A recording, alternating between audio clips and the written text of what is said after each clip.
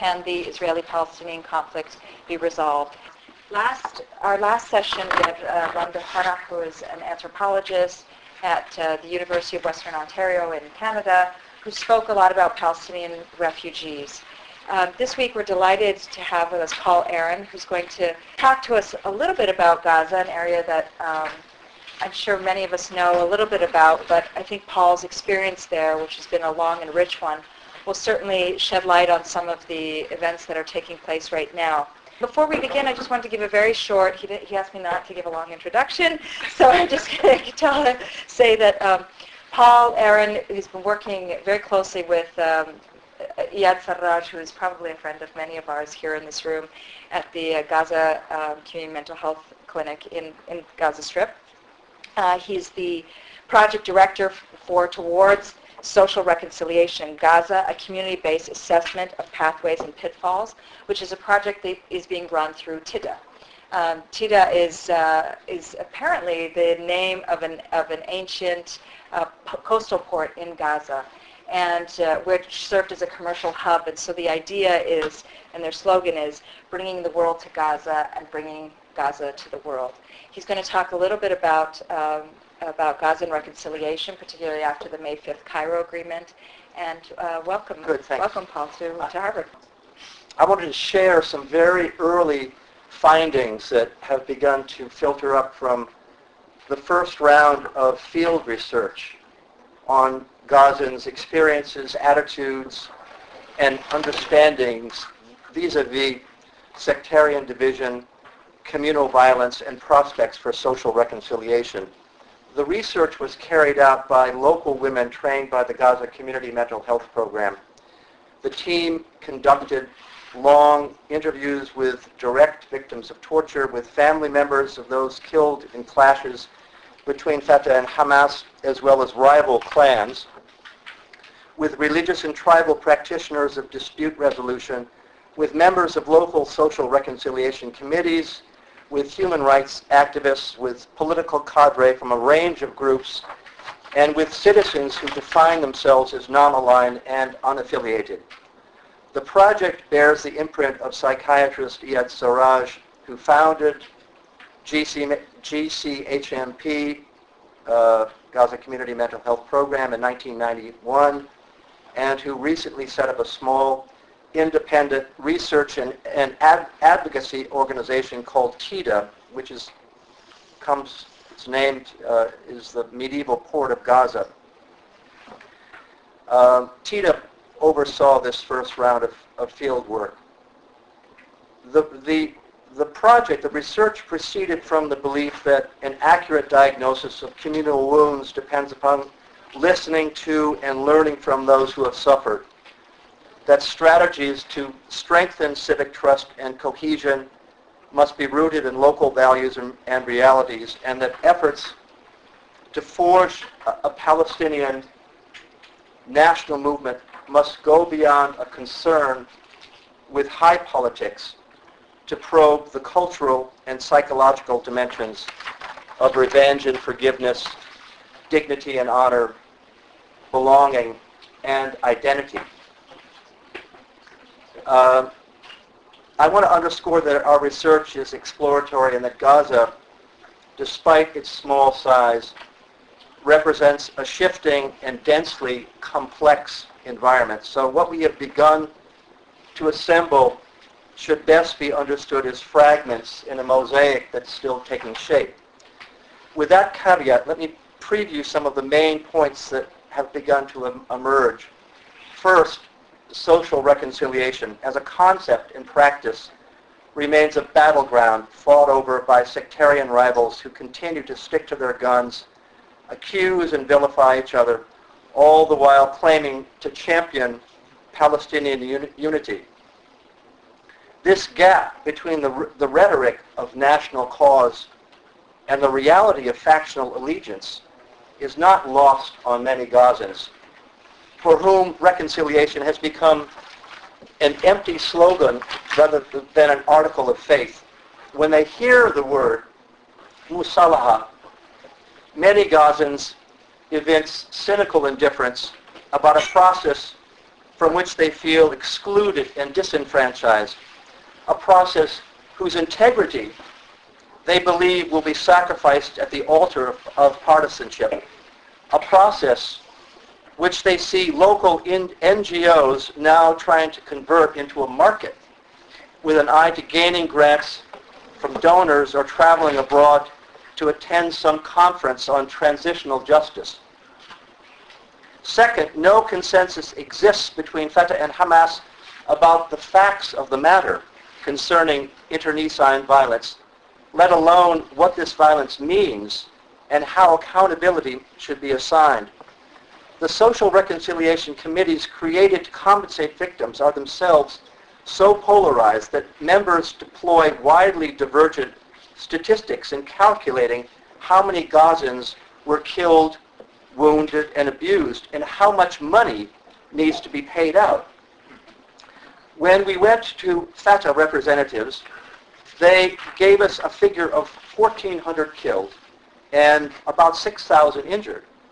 Hamas says that Fatah is deliberately inflating these figures in order to play the victim card, and that the real numbers are less than half of those claimed. Fatah says the compensation fund should be $350 million. Hamas says the trust fund should only be $50 million. Hamas says that calls to hold trials and bring violators to account represent an effort by Fatah to impugn and indict the Islamist government. Hamas argues that during the period leading up to its takeover, Fatah death squads were allowed to run amok, and that members of these gangs have now fled to Egypt and the West Bank, thus escaping justice. Third, both sides want to guard against a discussion of the past turning into a public dialogue about the vision, values, and competence of the factions that control political space. Fourth, many Gazans fear that reconciliation will paper over real grievances which, left unresolved, will grow toxic and poison the future. Images used were of a fire that keeps smoldering under a mound of trash, or a time bomb that has not yet been diffused. Fifth, regardless of whether social reconciliation moves forward, territorial fragmentation has become fixed in the consciousness of Gazans. For most people, the West Bank remains out of sight and out of mind, no matter that Hamas media ritualistically display images of Jerusalem and of the Al-Aqsa Mosque. Over the last 12 years, during which the populations have been kept largely cut off from each other, distinct identities have become more deeply rooted. That was part of the plan of Ariel Sharon when he disengaged unilaterally from Gaza in 2005, removing 8,000 settlers who occupied 25% of the land and controlled something like 40% of the water resources. He gave up, he abandoned this classic situation of colonial exploitation in order to cast himself as a man of peace and gain political leverage to expand the land grab in the West Bank. But he also had in mind to encourage the hiving off of Gaza as a way to sow the seeds of ideological, political, and demographic division. Let me provide a little background, a little context that explains why we embarked on this project. The immediate backdrop is last May's Cairo Unity Agreement signed between Khalid Mashal and Mahmoud Abbas, and more recently the February Doha Declaration, where Hamas agreed to cede authority to Abbas to head an interim government that would prepare the way for future elections. In the context of ending the divide, both factions have alluded to the importance of what they call social or community reconciliation. But despite rhetorical commitments, neither side spelled out what such a reconciliation process might entail or indicated any recognition that it might be difficult or complex to achieve, or embraced a wider project to articulate a shared idea of what it is to be a Palestinian and what institutions and strategies might embody that identity. According to the text of the Cairo Agreement, one of the functions of the planned unity government is, quote, supervising and addressing the prevalent issues regarding the internal Palestinian reconciliation resulting from the state of division. Now that's, of course, not very specific. And the February 6 Doha Declaration did nothing to provide more details.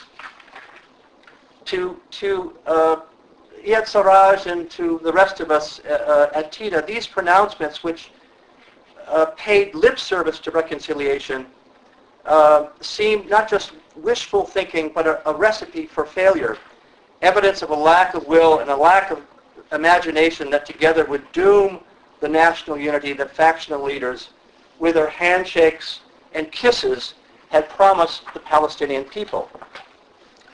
What we proposed to when we proposed to carry out our research, we had in mind the possibility, even the likelihood, that the factions would continue to bicker, backslide, would continue to instrumentalize and manipulate the issue of reconciliation to put their rivals on the defensive and into a moral and political corner. The latest rounds of talks, which just concluded this week in Cairo, and I called somebody who was there, and they told me that things were not, that there were a lot of problems, indicate halting progress and lingering mistrust, no matter Hania's invitation to Fatah leaders to visit Gaza. We also knew from our contacts in Gaza that Hamas never saw a unity agreement as a prelude to pluralism or shared power in Gaza. That Fatih Hamad, the Minister of the Interior, had convened a meeting this is last May, immediately following the handshakes in Cairo, convened a meeting to assure his inner circle that nothing would change on the ground. More recently, we have followed the increasingly public disagreement between Khalid Meshal and Mahmoud Zahar about the balance of power between Hamas inside and outside Gaza, about the role of armed struggle and its relation to nonviolent popular resistance, and about whether and how to reshape and rebrand the movement to win wider acceptance on the part of the international community. So from the very beginning, we've been dubious about how far and how deep the reconciliation process would go. But we believed, and it may have been naive, but we believed that whether or not Gaza unified with the West Bank, went it alone as an independent Islamic statelet, or evolved in ways that we could not predict, its citizens were more likely to find a decent future if they worked together to reweave mutual trust and social solidarity. What we glean from listening to and learning from the community might therefore be fed back to the community for reflection and debate. We hoped that via this route, Gazans, most of whom we believed comprise a silent majority, although that's probably, we should maybe find a better phrase because of its associations with Richard Nixon. But in any case, we, for want of a better phrase, let it suffice.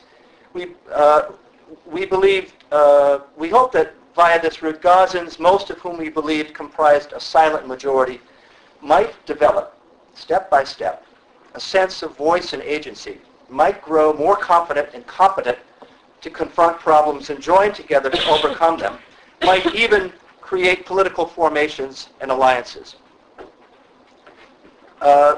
We recognize that such civic energies, which once were creatively harnessed by Hamas as a way to build its base, have become attenuated and demobilized.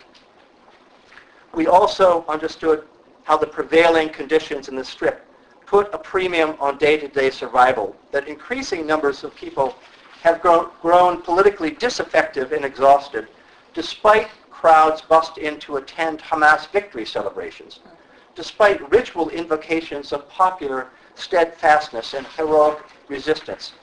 This issue of exhaustion is something that's important to think about and to unpack.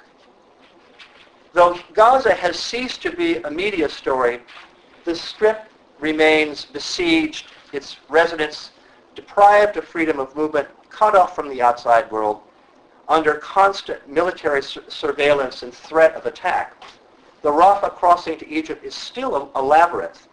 Except for medical patients and a few VIP businessmen, the Erez crossing to Israel is shut tight. Fishing boats that dare to venture beyond depleted inner shore waters risk being confiscated by the Israeli Navy. Farmers who come too close to the buffer zone girdling the border, and so this buffer zone comprises some of the best land. It comprises 14% of all of the land, and within that 14%, some of the richest farmland. Farmers who venture into this border zone are routinely shot at and often wounded or killed. Gaza's infrastructure is degraded despite pledges from international donors to invest billions in rebuilding. Its physical infrastructure is near collapse. Its population, which is estimated between 1.6 and 1.8 million people, but there are no reliable census data, adds 16,000 new births each year, which pushes the Strip's environmental carrying capacity to the breaking point. Primary and secondary schools are in a sorry shape, with students in double shifts. Class sizes hover around 50. Teachers are poorly paid, poorly motivated, and poorly trained. The conditions in kindergartens tend to be especially bad. 5- and 6-year-old children sit in deteriorating, poorly lit rooms, while before them stands a teacher, always a young woman, whose salary is between $75 and $100 a month. Many of these kindergartens are affiliated with political factions. On the wall of one classroom, and I visited these classrooms, on the wall of one classroom, the photograph of Sheikh Yassin. On the second of Arafat. On a third, the faces of PFLP leaders George Habash and Abu Ali Mustafa. Along with an authoritarian pedagogy, the children receive early lessons in reverent obedience to rival political father figures. Now I could go on. Let me just try to jump forward a little bit. People feel helpless and hopeless about the future.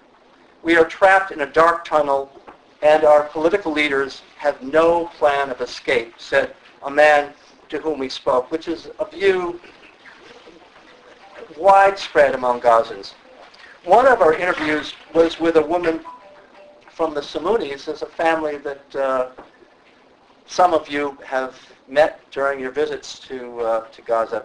It's a family that was made iconic by the enormous numbers of casualties it suffered during Operation Cast Lead, the 2008 war. Government officials from Hamas, along with international media and aid organizations, still beat a path to the doors of the Samunis. And the family, as you might expect, has grown tired of being exploited. But the interview we did was with one of the mothers from this extended family.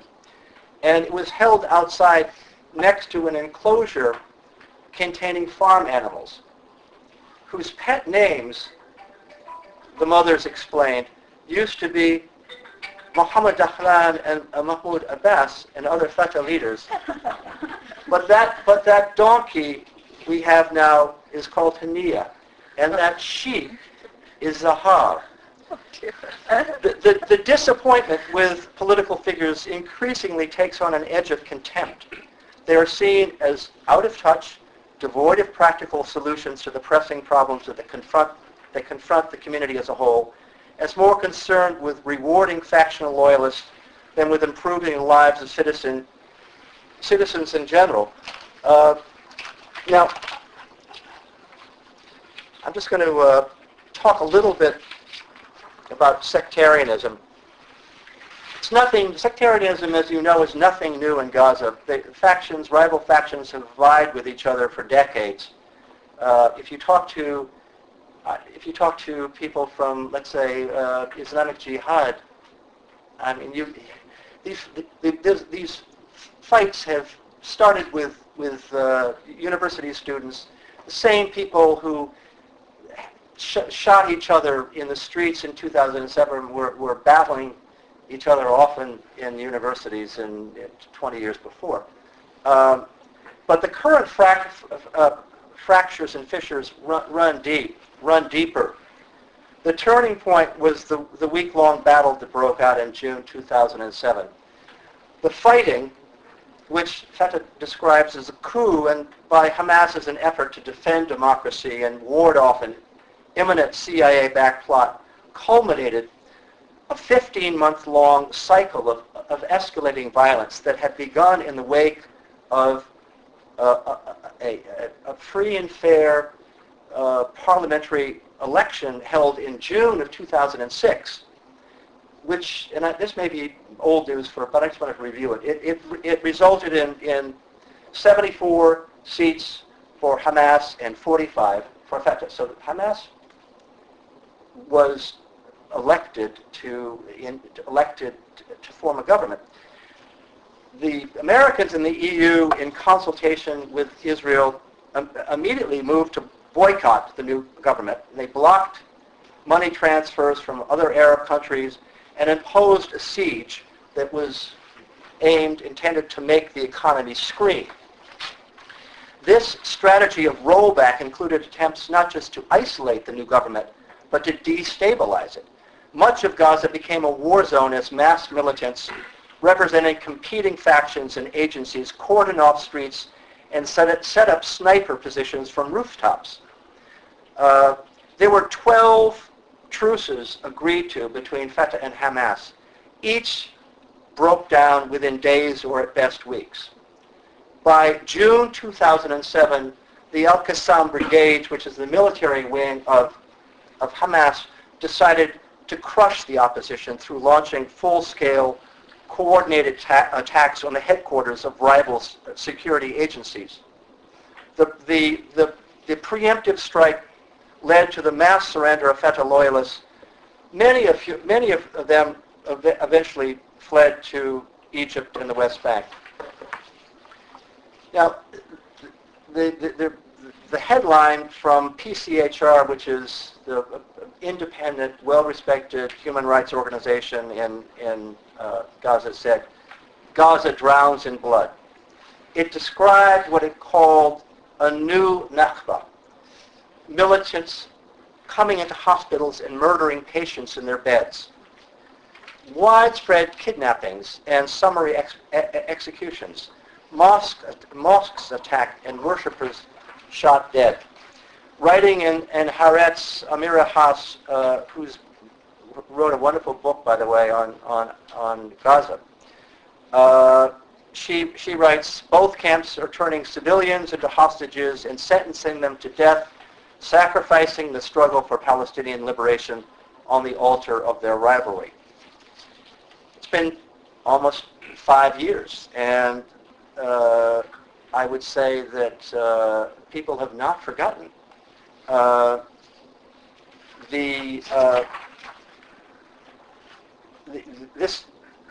Hamas has moved to consolidate its control and impose an effective and sometimes heavy-handed system of law and order, but these efforts have themselves been the catalyst for other kinds of new conflict.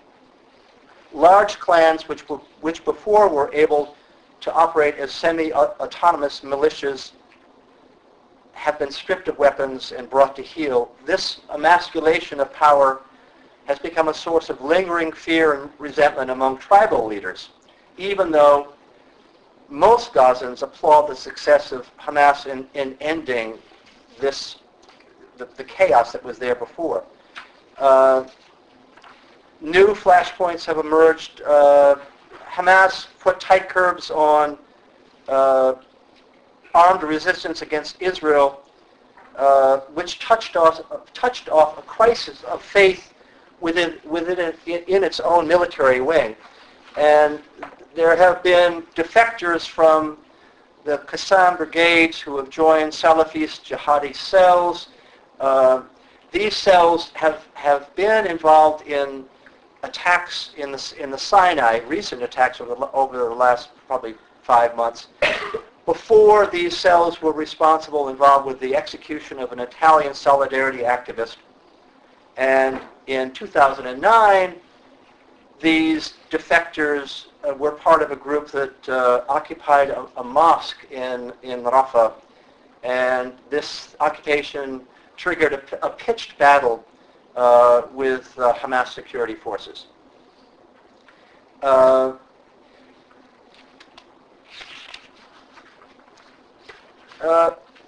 If open dissent remains largely muzzled in today's Gaza, suppressed impulses, not just to speak out but to strike back, lie beneath the surface. At least rhetorically, both sides in the factional feud have recognized this danger and the need to diffuse it.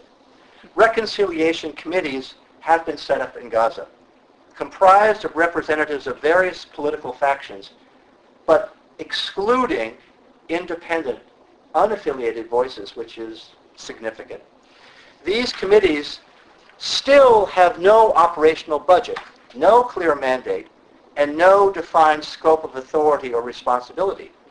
On several occasions, leaders from Hamas and Fatah have alluded to the importance of a compensation fund to pay victims of internecine violence.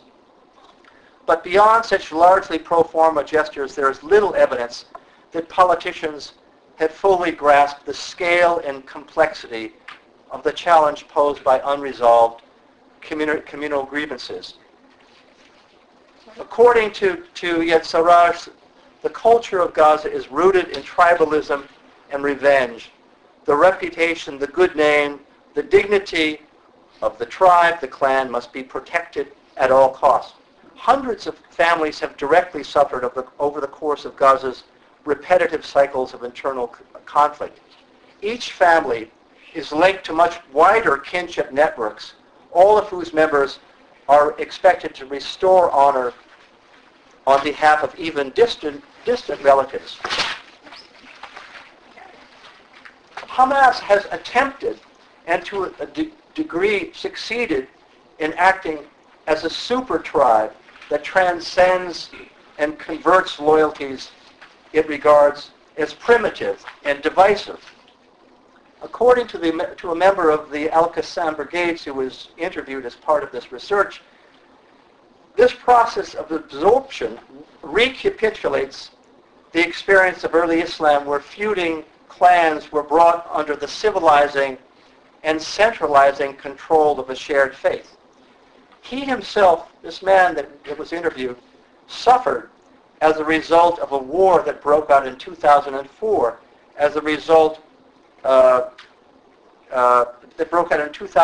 because of a land dispute between the two biggest families in Beit Hanun. And this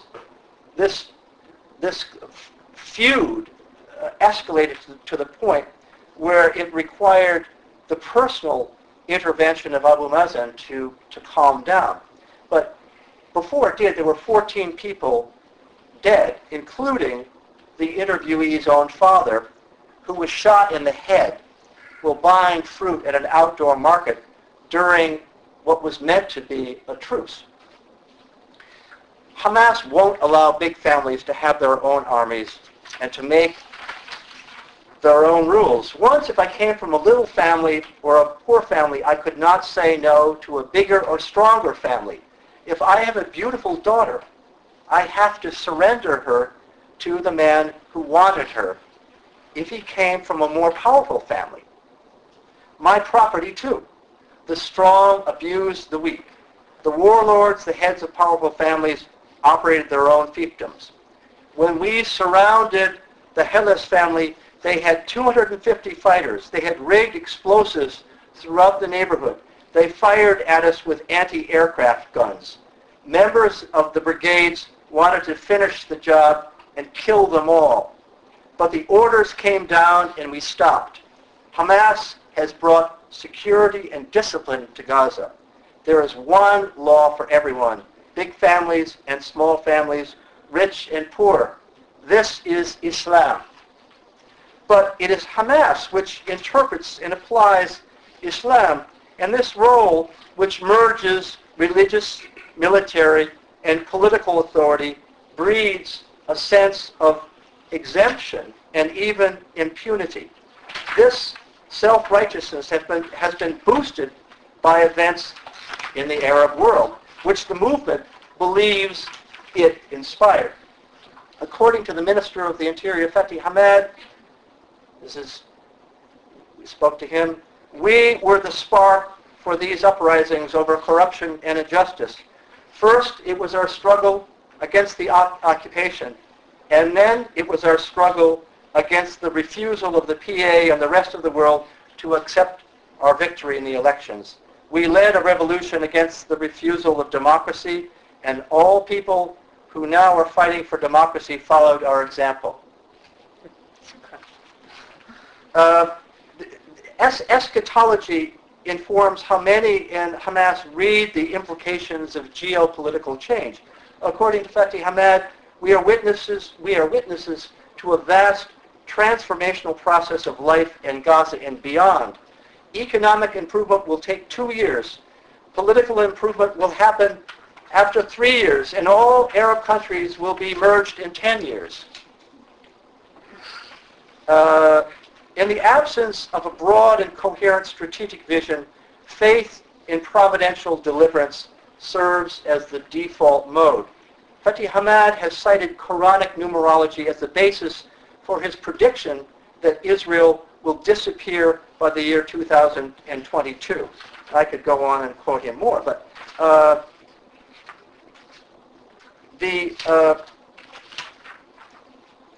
Hamas remains firmly controlled in Gaza. For its part, Fatah has hollowed out from within, becoming a husk of its former self. Its leading figures sit behind big desks in empty offices, surrounded by an entourage of old, shabbily dressed retainers. In a free election, Fatah would no doubt command still the loyalty of those who were born into the movement, but its organizational vitality has dissipated. Its infrastructure has collapsed. Its capacity to induct and deploy young cadre is now a thing of the past. This imbalance means that one side can dictate to the other the terms under which reconciliation moves forward. Hamas believes that it has been anointed by the suffering it has undergone. And this is a really important point because the leaders of Hamas, not just the cadre, the leaders have undergone this suffering. The sacrifices it has made, the blood it has shed, the martyrs it has offered up, all of which put it on a different footing from a profane movement like Fatah. The question of financial compensation, or diya, is a case in point. Islamic law, coupled with tribal customs, sets guidelines about how much money is owed to which categories of victims. And we have lots and lots of interview data with people who tell you exactly how many ounces of gold are prescribed for what kinds of violations. This was explained to us by a tribal elder with long experience in settling community disputes. This is what he said. Some people do not accept diya because they are strong and their rival is weak. They want blood. But some people who are weak take diya because they have no other choice. This does not mean that they have given up plans for revenge. They can wait for years and years until the situation changes. They can take revenge and then return the diya. The nature of killing, this is what he told us, the nature of the killing will make the difference in the reaction of the family. If someone is murdered in cold blood or tortured to death, no amount of money is enough.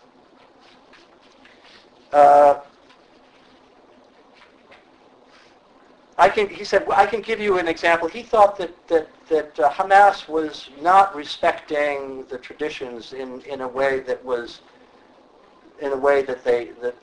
they should. I give you an example. Hamas decided that the diya is 25,000 Jordanian dinars, regardless of the context of the killing. So that if people decide to take diya for their sons who were killed by Hamas, Hamas will not be paying enough money. This is how the families will see it. People do not approve, but they are forced to accept it.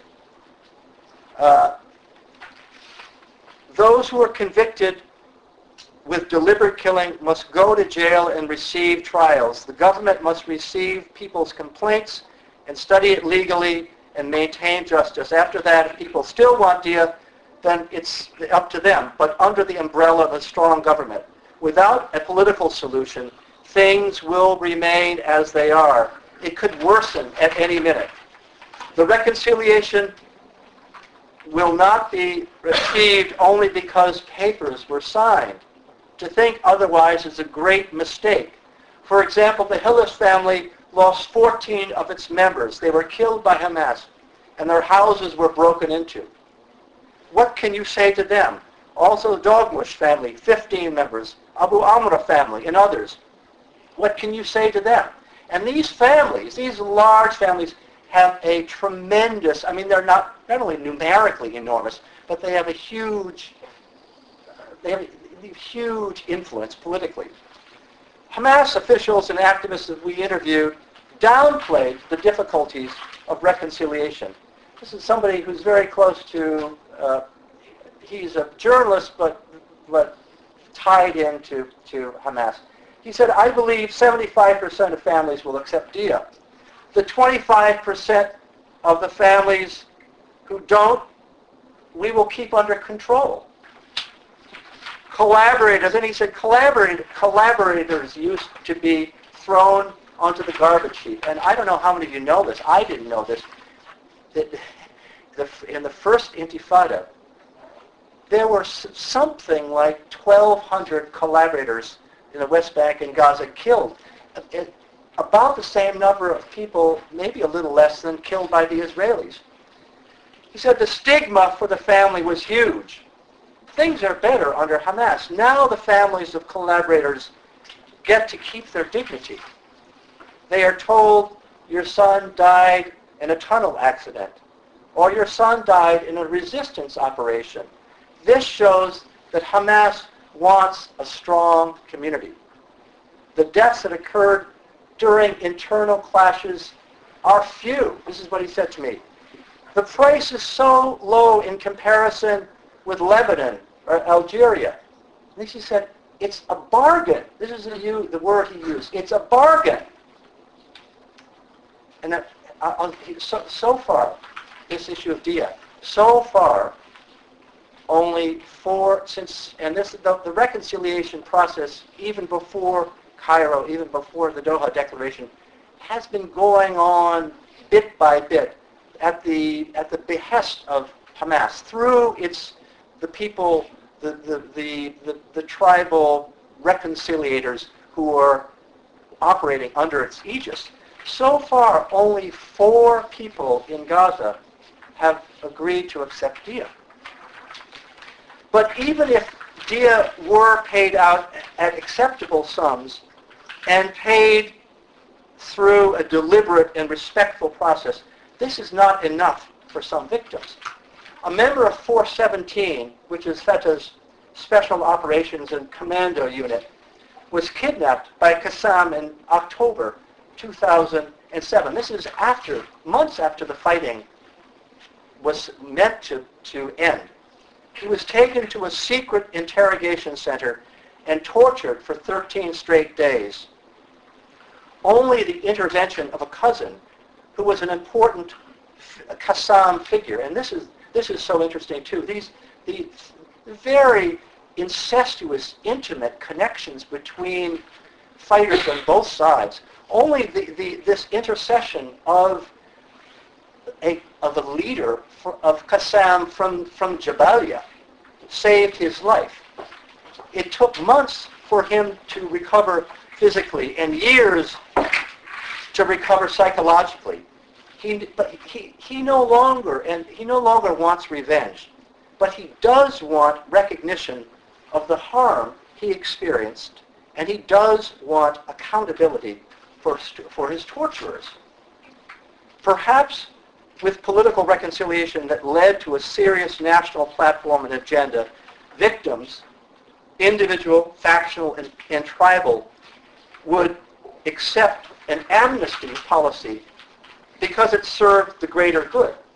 Perhaps the emergence of a new Palestinian project headed by new people would nurture a strengthened spirit of solidarity and forgiveness that would allow injured parties to become less preoccupied with past suffering and more prepared to invest energies to build a decent future.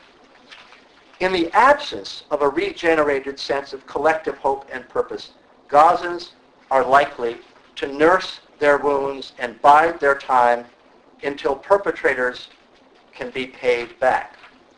The man from 417 has a trove of photographs on his computer which were taken just after his torture. They show his swollen, and I've seen these, they show his swollen body in lurid detail, the wire marks on his wrists and on his ankles, the welts and the wounds on his back from being burned and whipped. And then as he sits there trolling, is that the right word, trolling? Scrolling, not scrolling, not trolling. That's something else. Scrolling, his children cluster around him and watch the screen. So that's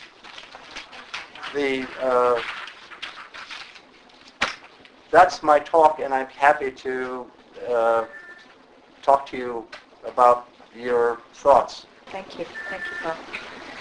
Wow. Where would the money come? Where was the money to pay these people off? This is a huge. The Hamas says it will come from Qatar, from Arab friends in the Gulf. It's not clear. No one. They say that they've gotten a commitment of $35 million from Qatar. Now I don't know whether that's true or not, but. So the money is on paper, but not. Everything is on paper. The money, money. There's not money in an account that they can draw from. This is why, in some sense, it's no. I mean, this is the idea. The implementation of reconciliation is notional because not only have they not worked out a kind of the modalities or the mechanisms, they don't have the resources to do what they say needs to be done. Yeah, this is very fascinating, and particularly by starting it off with the video of the son of Samih al-Matoon, and who went through a very good. Maybe you could fill them in about what his significance in Fatah. Yeah, actually, there are a couple of things that I'll add, and then we can sort of open up for a conversation. Which is, what was interesting is you mentioned the issue of the collaborators and the first Intifada. And during my research in terms of Oslo, and pretty much the number one question I get asked, or at least I get asked every time I speak, is if this was such a bad deal, and given that it's such a bad deal, not if, why is it that the Palestinians signed up for this? Yeah. And there's a number of different responses, everything from the PLO being weak at the time, to Arafat fearing that he would lose control, etc. But one of the most interesting comments that I've ever heard came from one of the individuals who was very supportive, who was from the West Bank, who indicated to me that the reason that they signed up for Oslo was because this issue of killing of collaborators had spiraled out of control. Absolutely. And that they needed to have some type of mechanism to be able to no longer label a person a traitor or a martyr, and also bring them into the fray of having a government where they would be the ones overseeing the operations, rather than presuming that any person who was speaking to Israelis was somehow a collaborator. Of course, 20 years later, it's not the greatest response. But I think at the time that may have been something that was very interesting. I think I've heard that too, and I agree it is interesting. Yeah.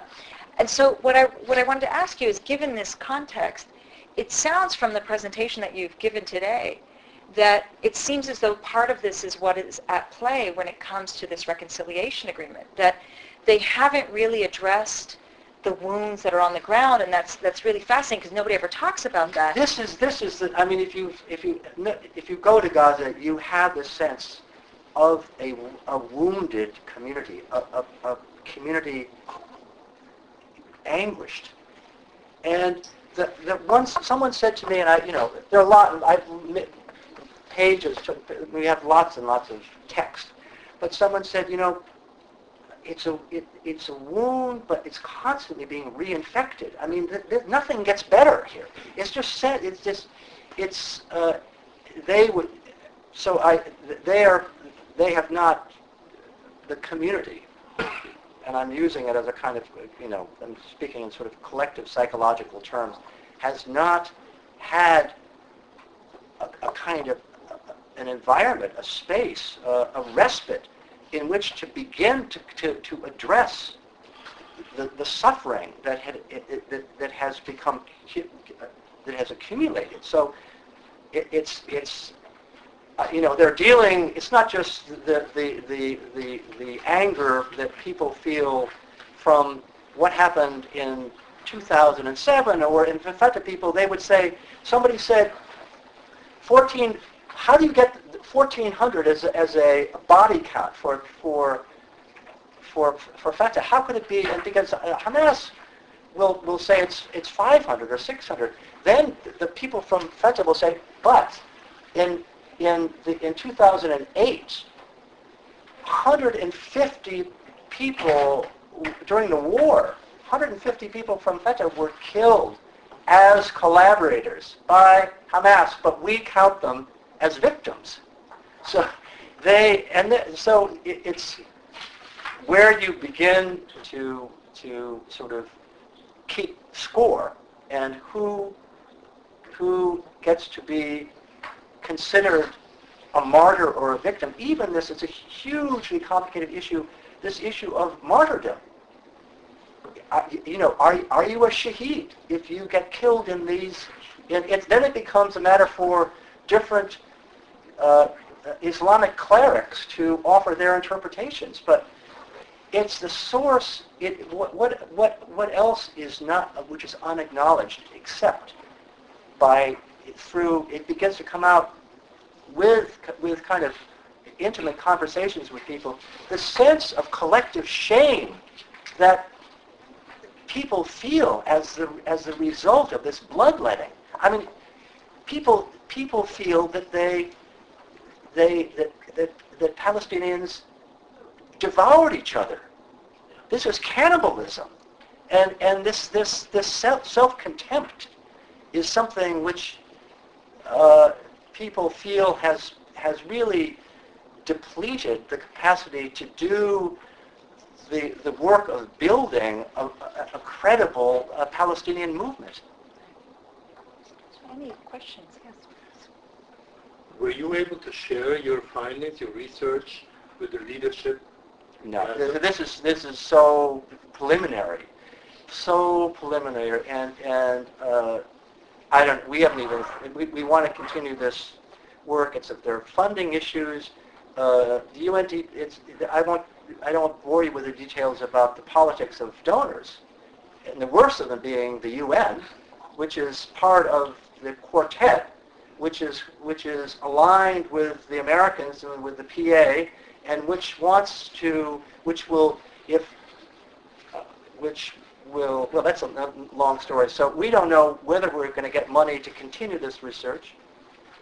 If we do, the research needs to be expanded. It needs to continue, I don't know, for several years.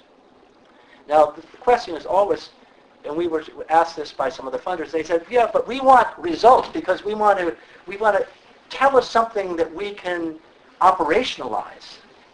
But, this is results which are premature can be more dangerous than no results at all. So we told them to back off, but sometimes with donors, with funders, they can be insistent. But no, we have not shared them with any leaders, and I don't know when and if we will. Well, thanks for cheering us up, Paul. Is there a third party in the region that could be the convener or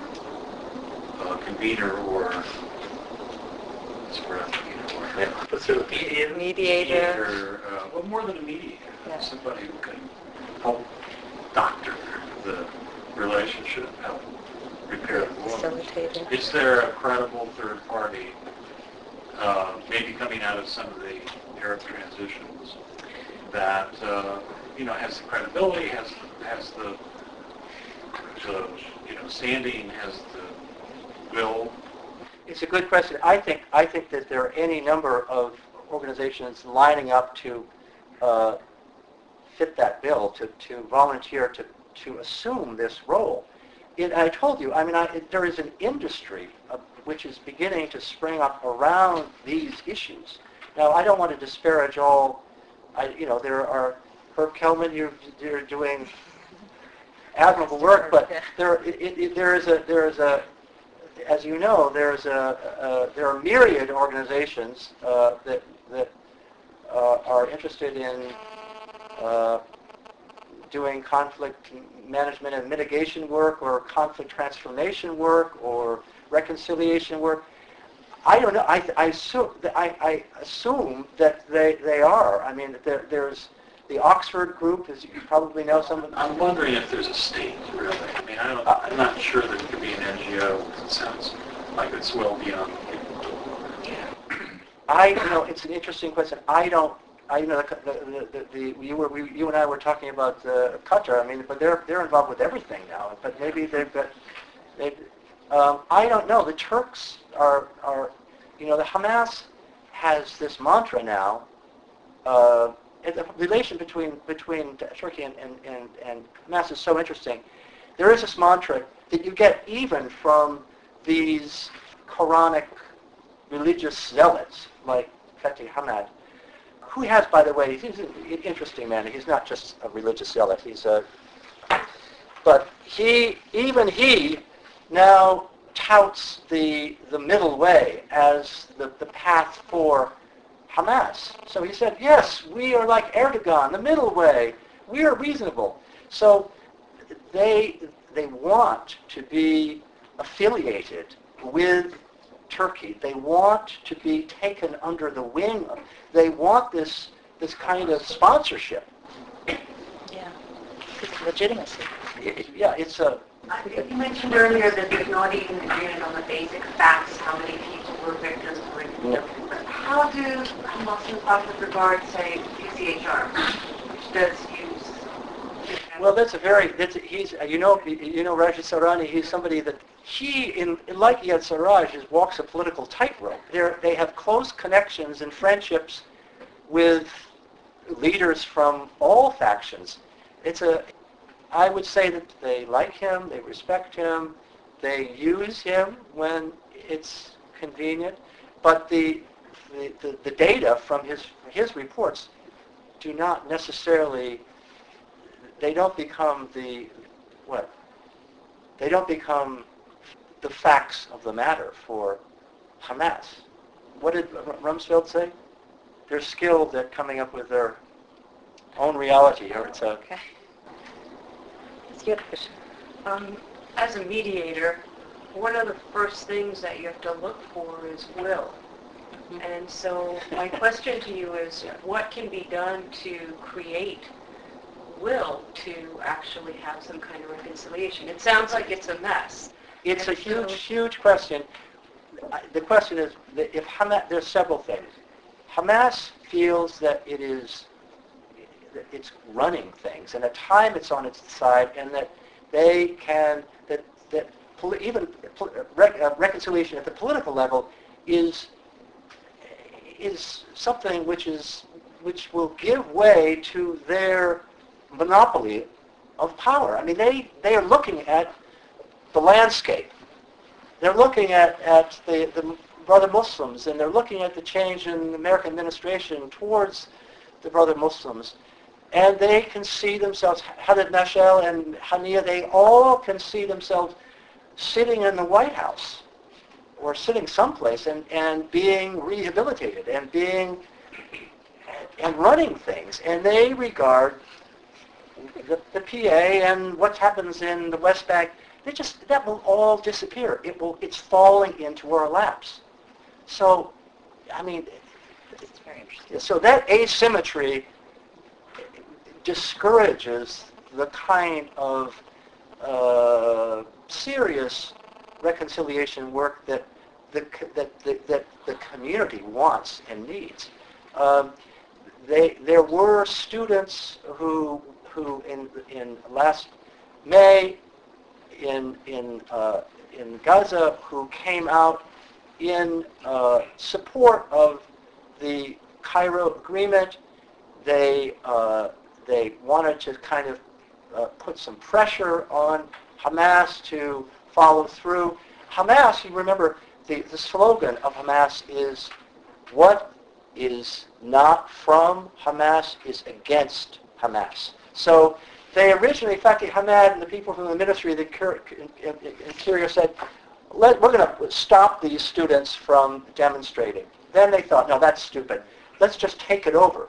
So they demonstrated and then took over the march and said, yes, Hamas is for unity too.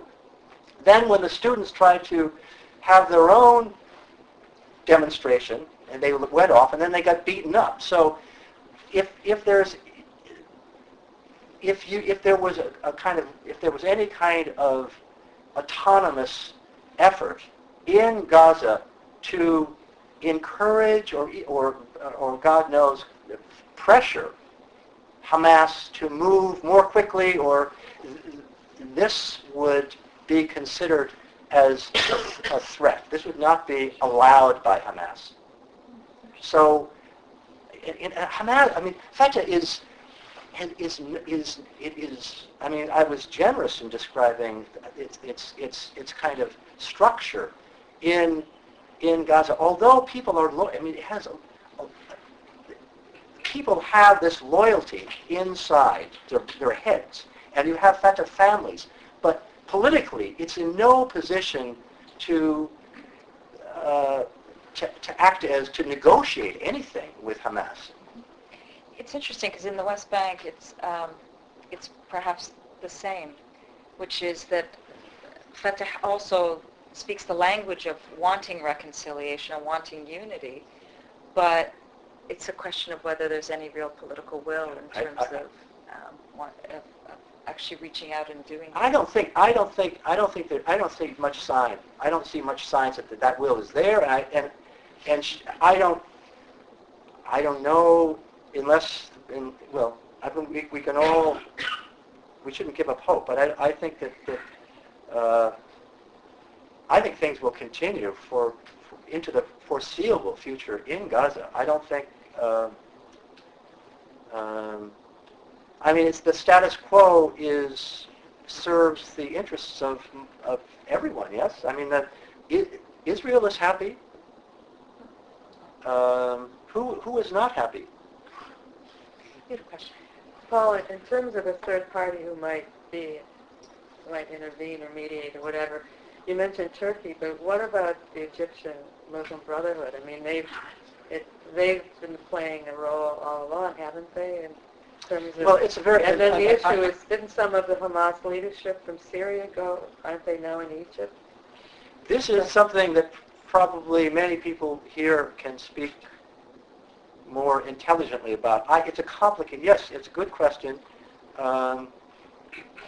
but and it's the despite what the Hamas people told us about Hamas being the kind of inspiration, and that the welfare of Gaza lives in the hearts of all the people who rose up to overthrow their dictators and so forth. This is wishful thinking. The people, the Muslim Brothers have said, I mean, in meetings with, I don't know, with Eyad was at some meetings, I forget where I heard it from, but somebody who had been in meetings with leadership from the Muslim Brothers, they are going to be dealing with domestic problems. They do not want to get involved with Gaza, with Hamas, with conflicts with Israel. So maybe they would have an interest in I don't know, I mean, they have an interest in making sure that nothing blows up in Gaza. But I don't know whether they see that as a possibility. I don't know how much time and energy the Egyptians want to spend getting entangled in Palestinian disputes. I don't know. What do you think? I think that there's two levels of reconciliation, and you've spoken really well about one level, which is the real level of on-the-ground reconciliation. Yeah. Then there's the other level of reconciliation, which I believe is the top level, sort of political reconciliation between political factions. And in the past, the Egyptians have played a positive role of trying to bring the two sides together in terms of this political reconciliation. But now with all of the changes that are taking place in Gaza, I agree with you. I think that this is the last thing that they want to be thinking about.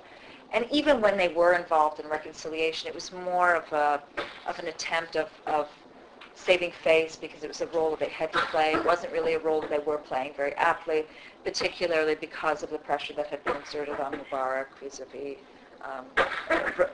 from the Americans towards the Rafah border, with respect to Israel. So I don't think that they ever really played that fantastic role.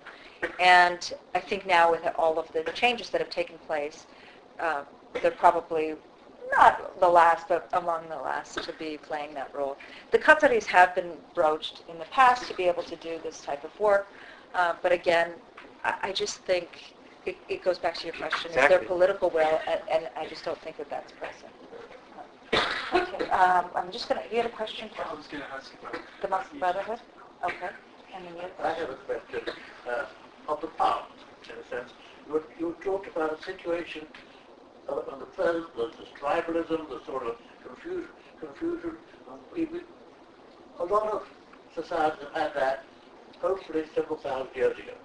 Now, I happen to know someone who was born in Gaza in 1928 because he was a Kuwaiti, and he's doing very well. He was inviting people in the Gulf. I used to know a man who was born in Gaza and set up a postal system in Kuwait, which was now, was a time.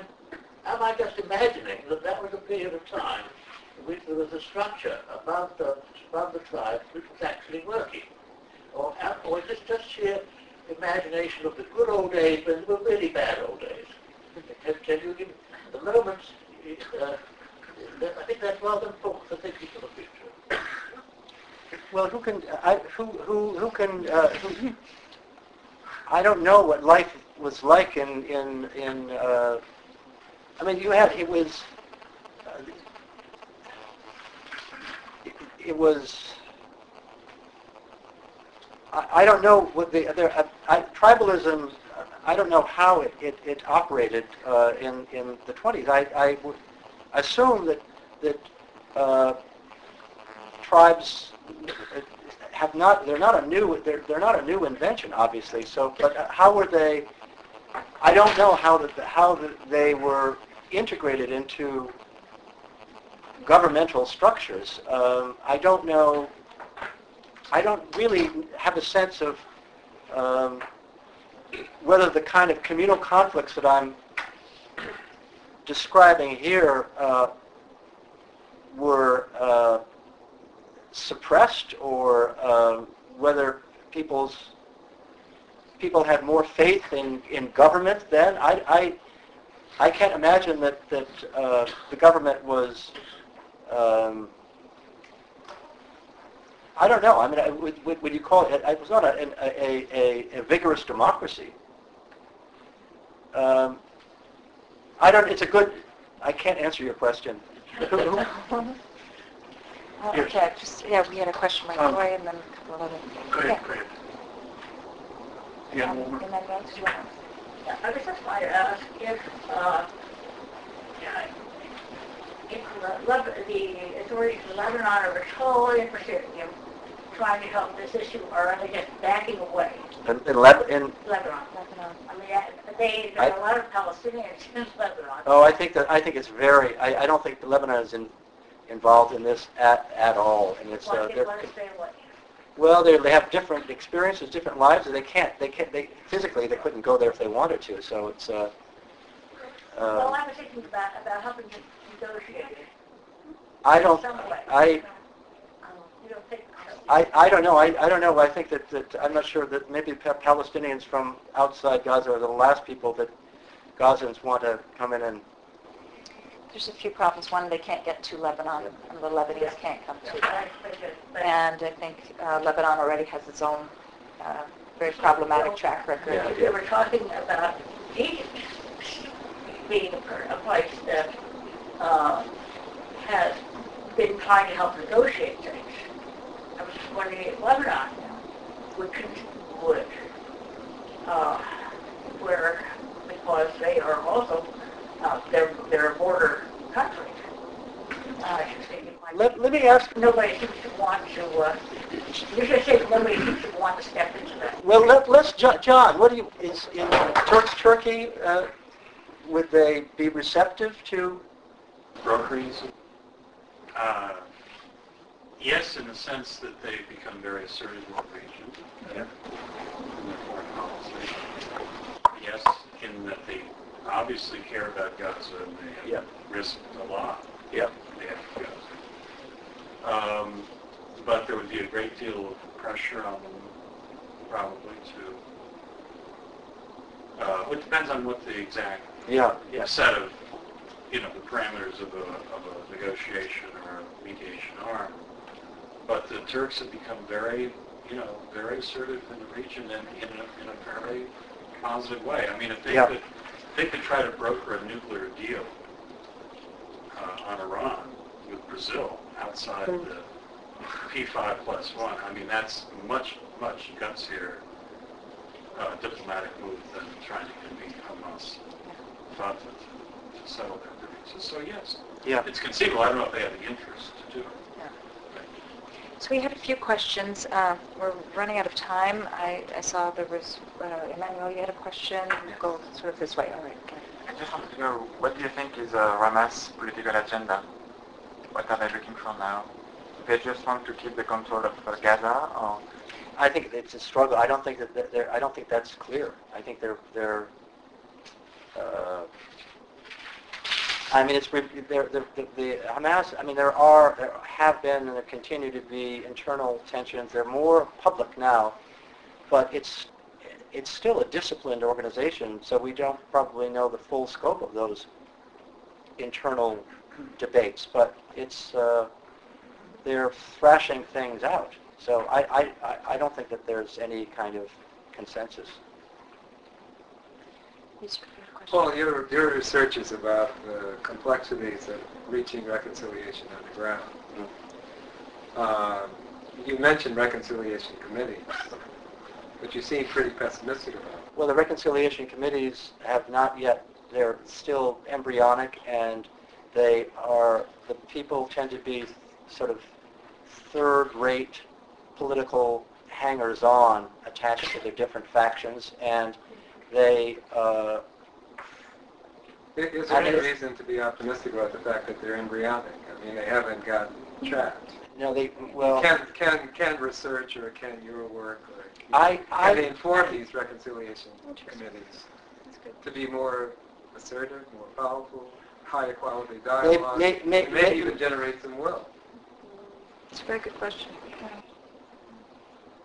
I will. It is a good question. I don't know, but the quality of the people that I've met leaves me dubious, and also the extent to which they're entrepreneurs who are seizing upon the attention to reconciliation as a business opportunity. A political opportunity. Well, just to make, again, people saying, oh, and I want to go to New York, going to New York for this meeting on transitional justice, and I mean, they all are so desperate for a chance to get out of Gaza. I mean, people can be bought pretty cheaply.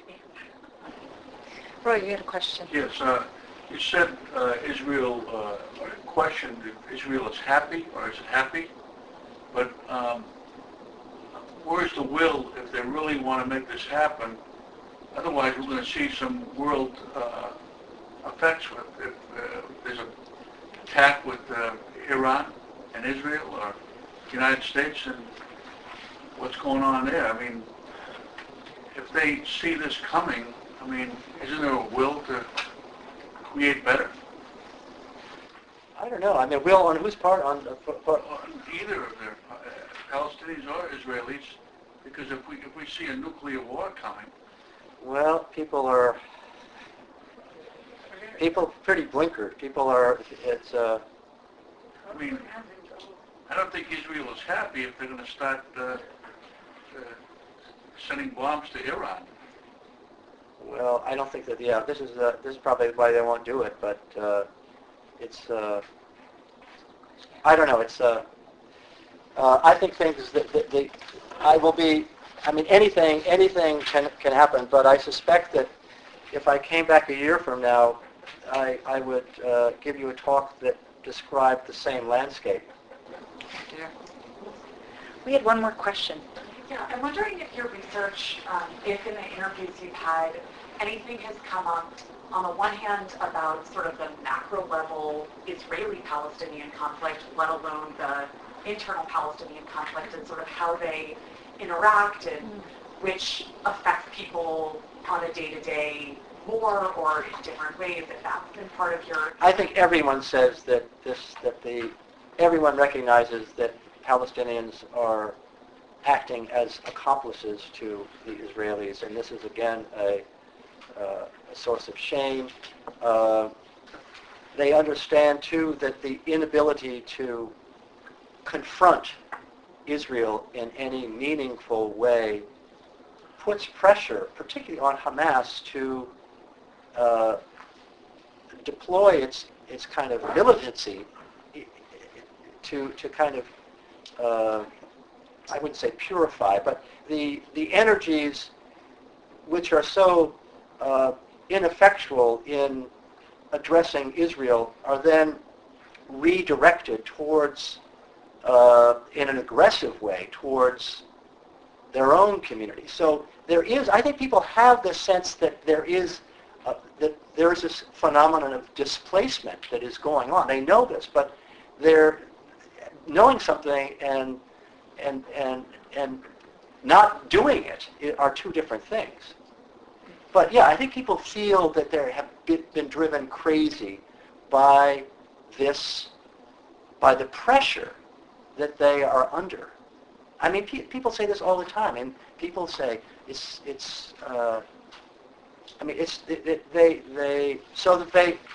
that there is this connection in a profound way that people are aware of, but they don't sort of parse it.